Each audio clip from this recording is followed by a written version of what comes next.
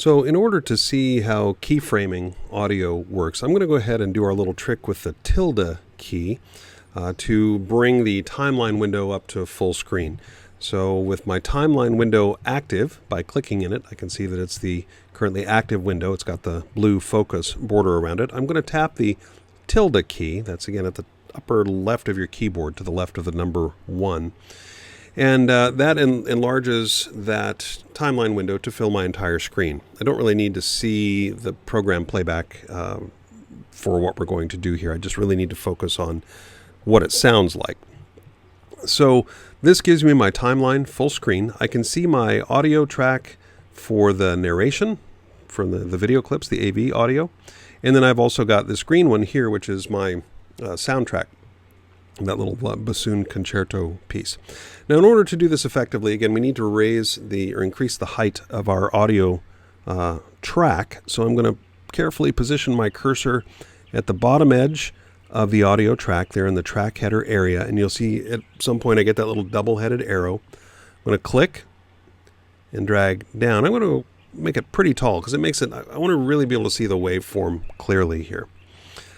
Now, when you look at an audio track, a stereo audio track in Premiere, it takes up one track in the Premiere work environment, but an audio track is comprised of two channels, a left and a right channel.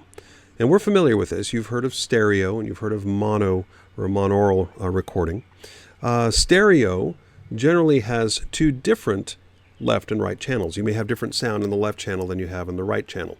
And that gives us the concept of stereo imaging.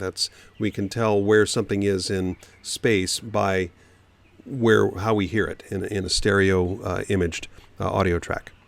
In a mono audio track, you may still have two channels, a left and a right channel, but they'll be the same audio in both channels. So there is no sense of direction, in other words, with a mono audio source. This is a stereo audio clip, and we do have a left and a right channel. Now, when we keyframe, what we're going to be doing here is changing the volume of our audio clip over time. The idea of keyframing is changing some property or properties of a clip over time.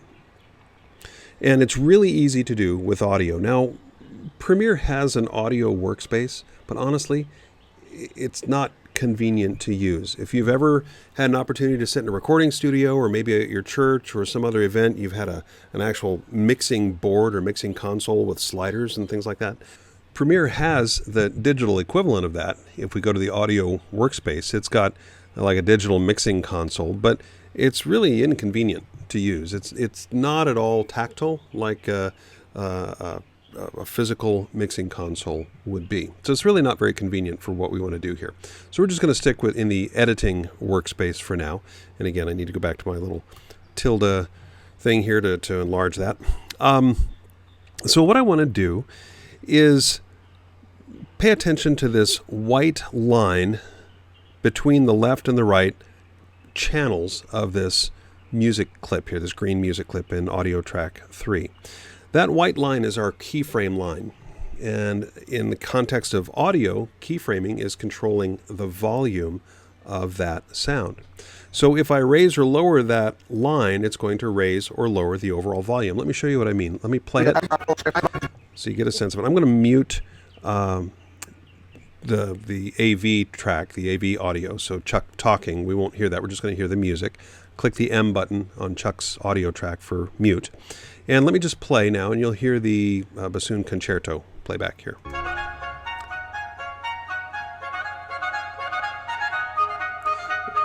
And if I click and drag that white line up, I'm increasing the volume. If I drag it down,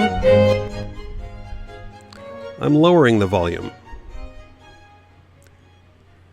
Okay, but you'll notice I'm doing that for the entire clip uniformly. You'll notice that white line moves up and down for the entire length of the clip. Well, that's not very helpful for what we want to do, as we need to raise and lower it as need be to hear the portions of the audio that we want to hear. So what I'm going to do instead is let me restore this to 0. I'm going to play it back here. This is the normal volume. And let me unmute Chuck's audio so that you can hear them together. I was looking at a 280 SL. And okay, it's a little much. So what I want to do is I want to lower the volume when Chuck starts to speak. Now, one of the things here is that Chuck starts to speak right at the very beginning. When the video first starts to play, he's talking. Let me play it right from the beginning. I was buying my first collector car. I was looking at a 280. Okay, so we need to lower the volume a little bit right at the beginning. The best way to do this is by keyframing, and we're going to use a tool called the pen tool. My toolbar is not showing here, but the pen tool looks like a calligraphy pen nib, and you can activate it by tapping the letter P for pen. So it changes our cursor into that sort of calligraphy pen tool. And if I use that pen tool and click on my keyframe line here, on that white line, the volume line, you'll notice that I set a little keyframe marker. That little blue diamond appears there. And I'm going to come downstream a little bit and set a second one by clicking again with the pen tool on that line. And then this is what keyframing is all about. Watch this. I'm going to click on the first one and drag it down. Now we know that dragging the volume line down for an audio track is going to decrease the volume. But the cool thing is that I've set a point here, a keyframe, where I want the volume to be at this low volume.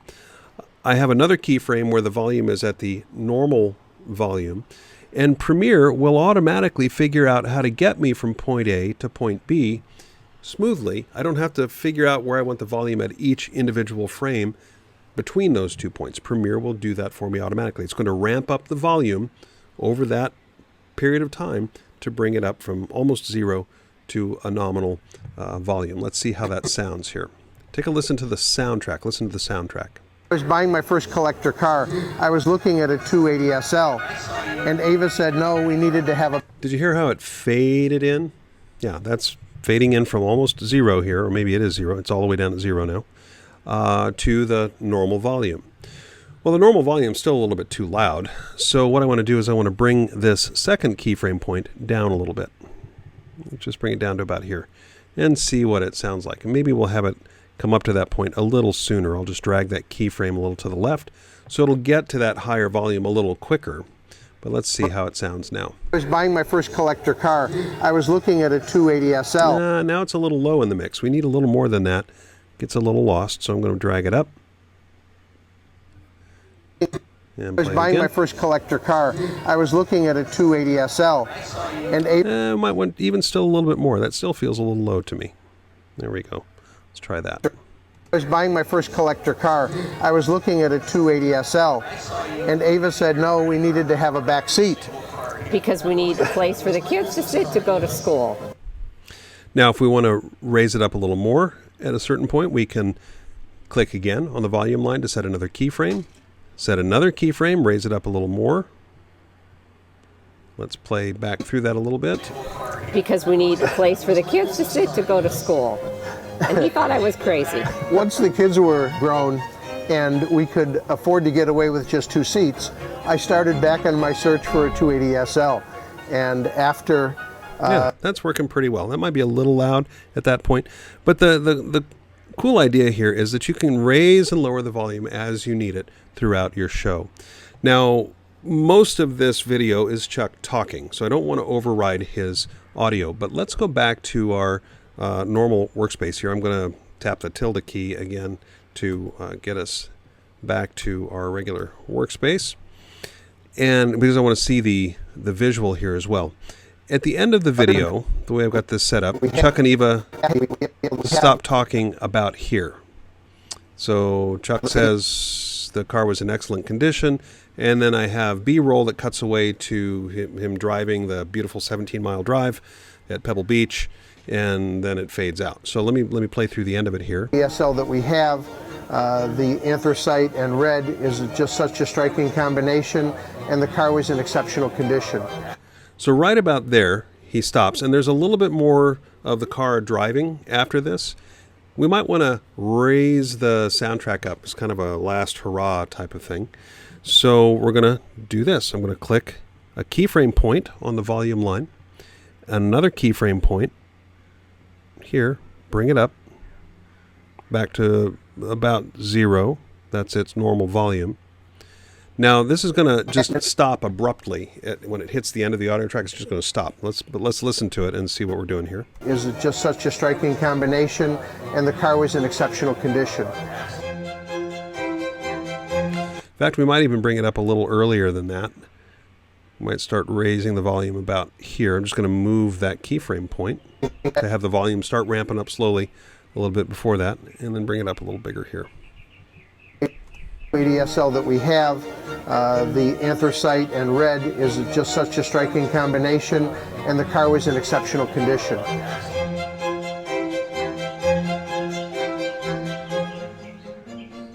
And now it's just going to stop there where my audio clip ends.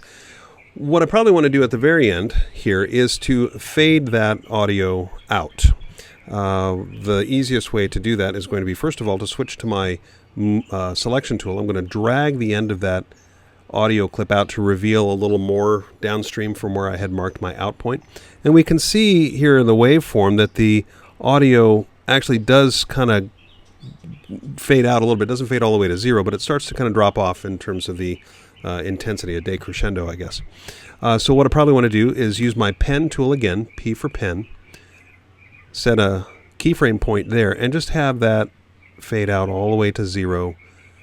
Maybe bring this up to about here. So I'm kind of following more or less the natural crescendo and decrescendo of the audio track. Let's see what that sounds like. It's not going to match the picture here Car was in exactly. exceptional condition. Goes up, and then it's going to start to drop off. There we go. Okay. So that's kind of what I wanted to do, but now the picture doesn't quite, there's not enough picture there. So what I might do here is extend my picture to match the ultimate point where the audio stops, right about here. So I'm going to extend my B-roll clips here and here, just to have a little more visual there. Let's see how that looks. That we have, the anthracite and red is just such a striking combination. No, that's not going to work because the car disappears. Okay, let's go to where the car is. Let's see, do we have more on the beginning of that clip? Yeah, we got a little more. We'll extend it to the front end, to there. Let's see. The anthracite and red is just such a striking combination, and the car was in exceptional condition.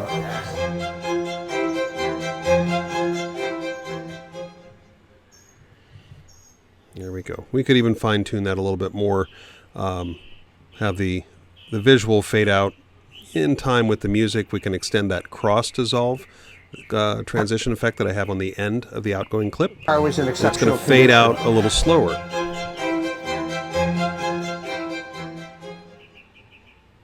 There we go.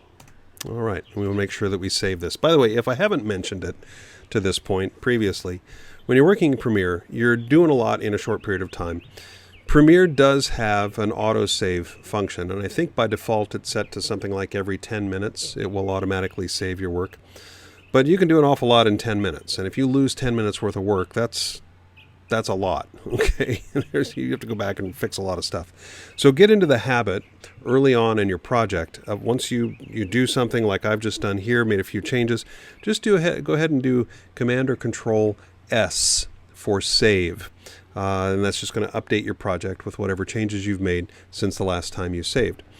If Premiere crashes, freezes, your computer freezes, your cat unplugs your computer, whatever it happens to be, if it quits unexpectedly, you're going to lose everything that you've done since the last time you saved your project. So get into that habit of saving early in the process and saving often. Every few minutes, just do Command or Control S for save.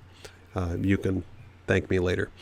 But now the other thing that I want to do here is I know that if I leave this as it is with the audio track extending well past the end of my video, when I go to export this video, when I'm ready to share it with the world, Premiere will export to the end of whatever is in the timeline. So it's going to export all the way out to here, to the end of my audio track. So what I probably want to do here is use my selection tool, click on the end of my audio clip here, and drag it to where it pairs up or matches up, snaps to the end of my video clip.